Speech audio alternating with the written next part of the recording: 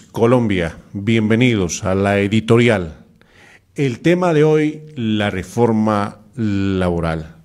Es una de las iniciativas del actual gobierno que se cocina en el Congreso de la República. Importante que ustedes debatan, importante que los cibernautas den su punto de opinión. La reforma laboral. La pregunta que les hacemos a ustedes, ¿ustedes creen que la reforma laboral generaría o no desempleo? Hoy nuestro analista Jorge Iván Reyes nos habla de esta editorial, la reforma laboral. Jorge Iván, buenas noches. Buenas noches. Hombre, otra reforma. Desde que empezó el gobierno de Gustavo Petro, pues estas reformas han chocado con todo el mundo. Pues porque viene un gobierno del cambio, ¿no? Inicialmente peleó con el tema de los hidrocarburos, peleó con el sector defensa, con la reserva, peleó con las personas de las pensiones, con el tema de la salud. Ahora la pelea empieza con los empresarios y decimos entre comillas peleas porque son unos cambios drásticos. Este próximo 16 de marzo se radicará el texto de proyecto de reforma laboral que se viene discutiendo desde el mismo triunfo de Gustavo Petro. Y es como un acuerdo tripartito donde está el gobierno, los empresarios y los sindicatos o los trabajadores. En esa propuesta se trata de recopilar todas esas propuestas y promesas de campaña.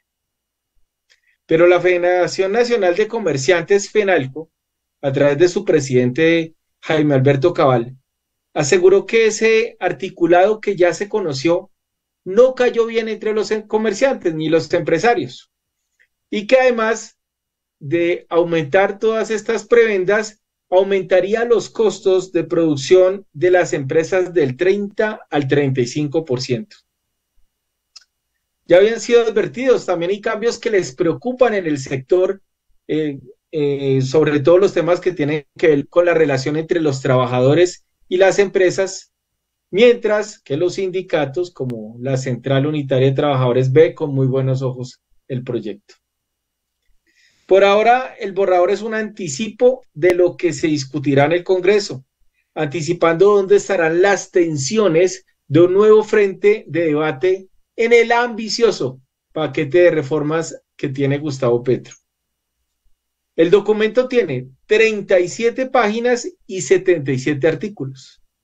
En Ecovisión Colombia hemos tratado de leerlos, aunque no tiene una exposición de motivos, sí pretende estabilizar o pretende dar una estabilidad laboral, tanto en el sector público como en el sector privado, en temáticas como, va a hablar de jornada laboral, tipos de contrato, derechos laborales, ojo, causas de despido, la formalización del trabajo rural, entre otros.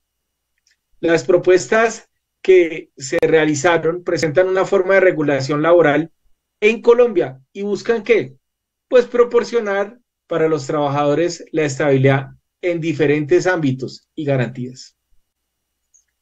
La versión original o la versión oficial de Gloria Inés Ramírez, que es la ministra, se va a ver en 8 días concretamente. Y aseguró que en ese documento que se va a plasmar ahí están más de 3.000 observaciones de propuestas que llegaron al Ministerio de Trabajo y vamos de esas 3.000 a enumerar al menos 7, 8 principales que se librarían en esa mesa tripartita, como les dije, que está sentados los empresarios, los sindicalistas en representación de los trabajadores y el gobierno nacional en cabeza de la ministra. Primer punto, jornada nocturna y horas extras. Es como la columna vertebral de ese proyecto de ley que garantiza que los trabajadores tengan más estabilidad laboral y que sean mejor pagados. La medida principal es cambiar, ¿qué? Primero, la jornada laboral y el costo en las horas extras. Esto reabre que un viejo debate que siempre se ha peleado y sobre todo cuando se hizo esa reforma laboral que cambió la jornada y recortó los recargos. El artículo 20 del borrador dice que la duración máxima de la jornada laboral ordinaria de trabajo es de 8 horas al día. 8 horas. ¿Eso qué establece? Que si el trabajador trabaja más, pues hay que pagarle horas extras. Y que a la semana, ojo con esto que es un borrador, serían 42 horas semanales, las cuales podrían ser distribuidas en común acuerdo entre el empleador y el trabajador en 5 o en 6 días a la semana, que ahorita les voy a hablar de la propuesta del sábado como día de descanso. La jornada diurna la venimos conociendo actualmente de 6 de la mañana a 9 de la noche, y las nuevas generaciones dirán, pero ¿cómo así? Qué absurdo, ¿cómo así que las 9 de la noche es la jornada diurna? Esos son resultados de una modificación que hubo en la ley en un gobierno anterior, en donde se cambió después de las 6 de la tarde hasta las 9 de la noche, que era diurno y no nocturno. Con este proyecto se piensa volver a recuperar esa jornada diurna de 6 de la mañana a 6 de la tarde, y después de las 6 de la tarde hasta las 6 de la mañana que sea con recargo nocturno. Muchos se afectarán, sobre todo las personas que trabajan en horario nocturno para los empresarios, pero eso era lo que venía antes. Además, esta reforma cambia la tarifa de las horas extras y el trabajo dominical y festivo, que para uno se volvió un día normal, pero aquí se está recuperando esa conquista de trabajar el festivo que se venía pagando más un 75%, pero aquí ya estamos hablando de un 100% cuando alguien trabaje horas extras en un domingo. Gremios como ACOPI, que aglutina las MyPymes, las pymes, ¿no es cierto? Pymes.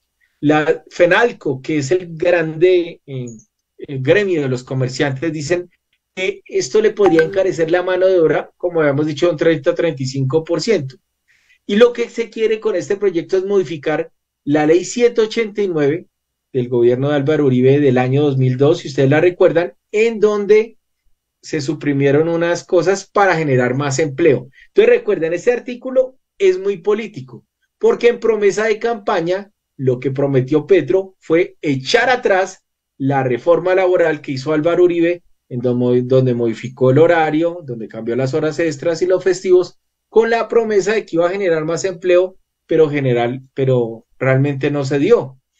Eso no lo digo yo, lo dice estudios de universidades. Y también se quiere hacer un cambio en el Código de Sustantivo del Trabajo, sobre todo en el sector del comercio, del turismo, que son como los sectores que más emplean el trabajo en la noche y los fines de semana.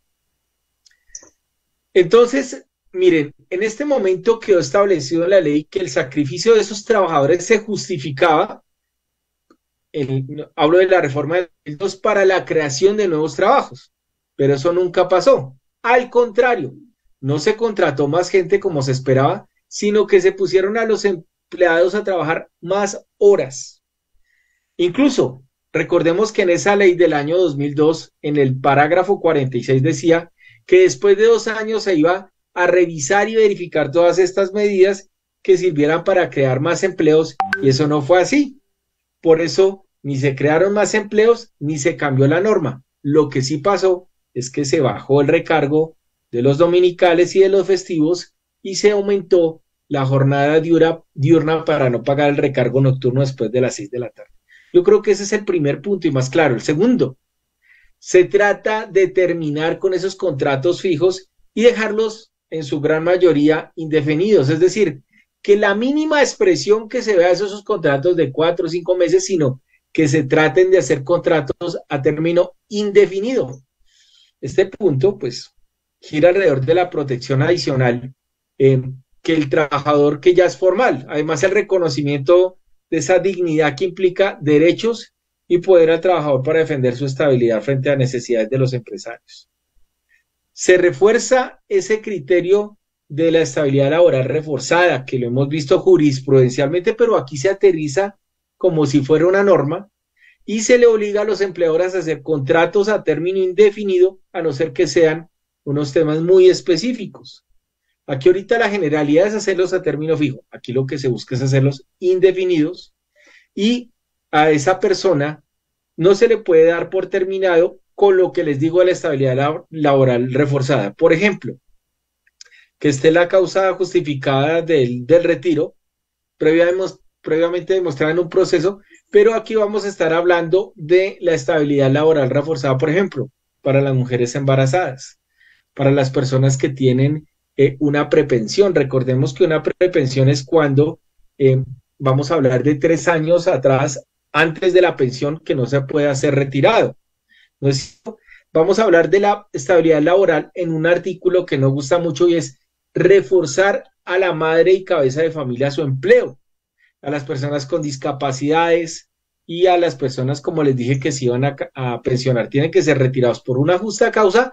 Y ojo con este artículo, tienen que pedirle permiso a un juez. Aquí, a estas alturas de la editorial, ya nos estamos preguntando si los empleadores, a elevar esos costos que tienen para contratar, pueden suprimir algunos empleos o asumirán estos gastos sin problemas. Es tremendo la reforma laboral porque va a meterse en los bolsillos de unos empleadores a beneficio de los trabajadores, pero eso es un cambio realmente. La regulación del trabajo en plataformas lo vamos a analizar como tercer punto importante, porque esta reforma laboral de este gobierno lo que permite es terciar el debate de las plataformas que reconozcan esas relaciones laborales. El borrador lo reconoce, pero la puja va a ser un problema porque las plataformas contratan personas que realmente trabajan cuando quieren y cuando quieren no. Entonces, esa relación laboral se rompería desde cierto punto de vista. Se incluye ahí a toda la gente de domicilios, ejemplo Rappi, y de las apps de transporte. Yo creo que todos hemos visto, hemos utilizado aplicaciones como Uber, Didi, ahorita que está muy de moda InDriver, donde hasta usted negocia la tarifa con el conductor. En este borrador hay un capítulo dedicado a esas plataformas digitales de trabajo, en 6 artículos, pero todos se refieren a servicios comerciales de reparto o de entrega, y hay unos vacíos que tienen que pelearse. Y esa división refleja como la sindicalización de los trabajadores en las plataformas, mientras estamos hablando de transporte, mientras los que están en Rappi sí están organizados en la Unión de Trabajadores de las Plataformas, en UNIDAP, que es una unión sindical de la gente de Rappi, que bueno, Rappi y demás, Adbits, bueno, una cantidad de empresas que se me van ahorita.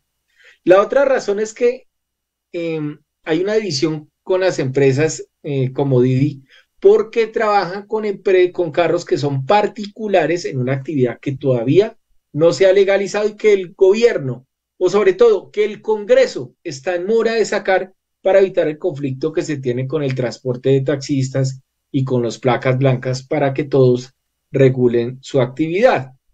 El tema de discusión es si se debe formalizar la relación laboral que tiene esta persona que trabaja con las aplicaciones y cómo va a ser el aporte en seguridad social de las personas que se quieren o no conectar.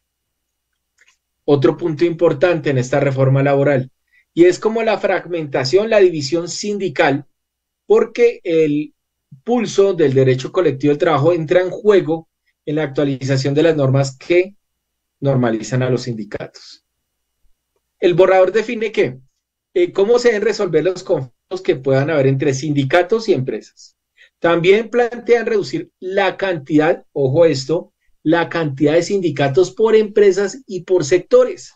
Aquí voy a hacer un paréntesis porque en empresas estatales como el INPEC, que es el Instituto Nacional Penitenciario, que aglutina a todos los guardianes, ¿cuántos sindicatos creen que hay actualmente? Correcto, 76 sindicatos. En un banco privado, hay bancos que ya tienen hasta 50 sindicatos. Entonces el empleador tiene que sentarse a negociar con sindicato por sindicato. Y esto a veces también es óbice para que se destruya esa negociación colectiva. Entonces, para muchos sindicatos no va a ser bien recibido esto, sobre todo para los pequeños, porque la negociación se ha venido perdiendo por esa división. Ahora, ¿qué es lo que pasa? Que ahora los sindicatos que van a negociar son los que tengan más personas sindicalizadas, los más fortalecidos, ¿cierto? Y entonces también se le va a dar el fuero sindical recordemos que el fuero sindical es como esa inmunidad que tienen algunos directivos de sindicatos para no ser despedidos, pero en esta norma se reduce el número de miembros que van a tener ese fuero y que lo definirá. Ojo con esto, la cantidad de asociados o de afiliados al sindicato, entonces eso va a hacer que mucho sindicato desaparezca o se una a las grandes asociaciones sindicales. Es un tema también de mucha discusión. El otro tema, que es el de siempre, es la informabilidad versus la economía popular. El borrador de la reforma está dirigido ¿a qué? A las personas que tienen contratos, a las personas que tienen formalidad. La reforma está muy enfocada a las personas que tienen un salario, que cotizan salud, pensión, riesgos profesionales, que tienen su caja de compensación, que tienen cesantías, que tienen vacaciones, pero de las personas que no están ahí, que son cerca de 21 millones de personas en Colombia, ¿de ellos qué? Hoy en Colombia el 55% de la gente que está en edad laboral tiene algún trabajo, pero de esos son 21 millones de personas trabajando, como les había dicho en el tema de la reforma pensional, cotizando, pero de esos 12 millones 400.000 personas son informales. Informales son las personas que, por ejemplo, usted sale de la esquina y están vendiendo las arepas, los chorizos, la ropa en la calle, muchos de los domiciliarios, los que hablábamos de los conductores de las plataformas, esos son informales porque no están cotizando al sistema de seguridad social integral, mientras que formales hay solo 9 millones de trabajadores. O sea que estas reformas están muy enfocadas a esos 9 y no a los 12 millones 500, entonces ahí vamos a tener otro conflicto con esta ambiciosa reforma laboral que sin duda es una reconquista de derechos que se han perdido por los trabajadores a lo largo de estos años. Inclusive se habla también de la recuperación de la mesada 14, también una norma que se hizo con el acto legislativo 01 del 2005, también quitando el pago de la mesada en mitad de año que ya la perdieron los demás trabajadores. Es la reconquista de esos derechos y la anulación de ese acto legislativo. Pero el borrador también refleja en términos de economía de lo que se ha esbozado en el Plan Nacional de Desarrollo y plantea una serie de nuevas formas de contratación e informales que hasta ahora se empezó a discutir vía juntas de acción comunal. ¿Cómo va a ser esa relación? ¿Quién paga? ¿Quién no paga? ¿Cómo va a ser la contratación? ¿Quién va a pagar la seguridad social? Todo este tema se tiene que también consolidar acá si se quiere poner en marcha. Ustedes vieron esta polémica de esta semana de que las juntas de acción comunal se pueden postular para ser, por ejemplo, cableoperadores en las regiones y en los barrios. Esta nueva forma de contratación propone romper esas barras de acceso que tienen los micronegocios informales, trabajadores informales, para poder contratar con el Estado. Por ejemplo, esta reforma lo que buscan es una contratación que no está reflejada y que se ven aplastados por grandes grupos económicos que tienen el monopolio de esos negocios. Ahora, el tema técnico, la calidad, la garantía, pues va a ser un tema de discusión. También vamos a ver un encuentro entre los conceptos de la Corte Constitucional y el Consejo de Estado, de la Corte Suprema, que ha hablado mucho en tema de relaciones laborales, y eso crea un nuevo pulso, porque una de las dos cortes tiene una mirada más garantista de los derechos de los trabajadores y el otro más flexible que ha puesto la Corte Suprema en sus fallos. A veces a usted le toca consultar la jurisprudencia de la Corte Suprema de Justicia, que a veces se encuentra de frente con la Corte Constitucional en temas laborales, en estabilidad laboral reforzada, en el tema de las pensiones. Bueno, esto ha sido una atención histórica que recoge este borrador de la reforma y que además adopta una visión de ¿qué? De la estabilidad fuerte de la Organización Internacional de la OIT, un tema que no se hablaba mucho, pero estamos en un gobierno progresista de centro izquierda en su ideología y que tiene de ministra de Trabajo a una de las líderes sindicales más fuertes en el país, que es Gloria Inés Ramírez. Entonces, no duden que vamos hacia esos pronunciamientos que la OIT ha dicho, pero los aterrizan en la norma. Se ha hablado que el incremento también en esta reforma proponga el salario o a la medida que sea del IPC, porque hay personas que no le suben el sueldo. Acá se está pensando que el aumento mínimo sea el IPC, muy parecido a lo que le pasa a los funcionarios públicos. Los funcionarios públicos este 9 de marzo ya se sientan a discutir cuál va a ser el aumento de los funcionarios públicos, que está en el orden del 13%, más un punto o más 2 puntos en otras entidades, es decir, que los funcionarios públicos van a estar en el orden del 14% en el aumento, 14.6 o algo así, acá Ecovisión les estará diciendo, pero eso también se quiere llevar a la práctica con los privados, que muchas veces tienen sus salarios congelados por años, con el argumento de que ganan más del salario mínimo y no le vuelven a subir. Tenemos casos de personas que llevan 6, 7 años y no le suben. Es una reforma extensa, también se habla de la extensión de la licencia de paternidad y lo que se habla sobre todo es de la plata. Recordemos que en Colombia, por ejemplo, una hora de trabajo está en el orden de los 4.800 pesos. Exacto, está casi menos del dólar una hora de trabajo acá. Con el incremento, ¿no es cierto?, ascendería en el orden de 1.700 pesos. Entonces, de pronto, los trabajadores van a haber incrementado sus salarios en 100, 160.000 pesos, como lo estaban haciendo ahorita, a como si les pagaran con el incremento de cada hora que se venía haciendo con un recargo del 35%, pero que ahora va a hacerse más. ¿Por qué? Porque ahora le van a tener que pagar las horas extras a los trabajadores después de las 6 de la tarde. Antes no se pagaban hasta las 9 de la noche. Vamos a estar desarrollando cada uno de los temas, cómo va a venir la discusión, y hay que recordar que esta reforma está muy enfocada sobre todo a la gente que tiene formalidad y a los informales, que es la mayor crítica. Y FENALCO también lo critica. Para cerrar y concluir esta editorial, les quería decir que con la propuesta de bajar la reforma o la jornada laboral, que no es algo loco, es que la OCDE, ustedes saben que la OCDE, en Colombia está en la OCDE, y la mayoría de países tienen una jornada laboral más corta que la colombiana. Ahora que entró México y Costa Rica, que integran la OCDE, tiene Colombia una de las jornadas más extensas de 48 horas, pues los que mayores socios de la OCDE tienen 45, 42, y hay países hasta de 40 horas. Entonces lo más seguro es que la jornada laboral baje en el orden de 42 horas o 40 horas. Actualmente, con una reforma que hizo el gobierno Duque, la reforma del horario, después de julio va a bajar una hora, después va a bajar otra hora, se piensa bajar a 46, pero con esta reforma se piensa bajar a 42 o a 40 horas. ¿Eso qué quiere decir? Que si un trabajador trabaja 8 horas diarias, 5 días, entonces el sábado se volvería un día de descanso, que lo están reclamando muchos sectores, en donde piensan que el sábado y el domingo deben ser días de descanso, de integración familiar, de capacitación, y van a la vanguardia con países que buscan el bienestar del trabajador para quitarse en esos trabajos del día sábado. O si trabajan, entonces que sea adicional, sean horas extras, y si trabajan después de la tarde, sean con recargo nocturno. Y que si trabajan un día domingo, sean remunerados en un 100% más.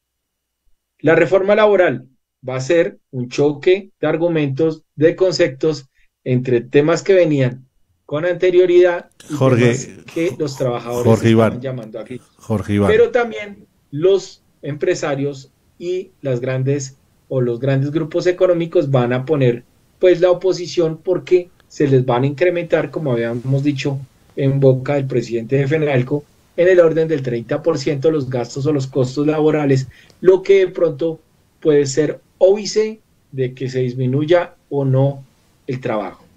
La pregunta en Ecovisión Colombia que les dejamos es: ¿usted está de acuerdo con la reforma laboral?